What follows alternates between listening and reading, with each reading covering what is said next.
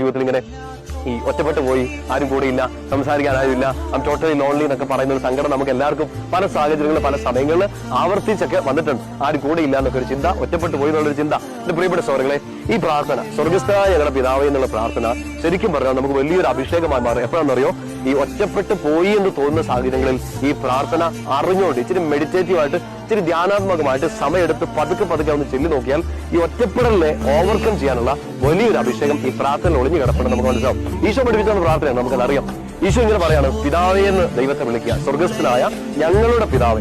ഈശോ പിതാവേ എന്ന് വിളിച്ചു, നമ്മളോടും പറയാണ് ആ ദൈവത്തെ പിതാവേ എന്ന് വിളിക്കുക.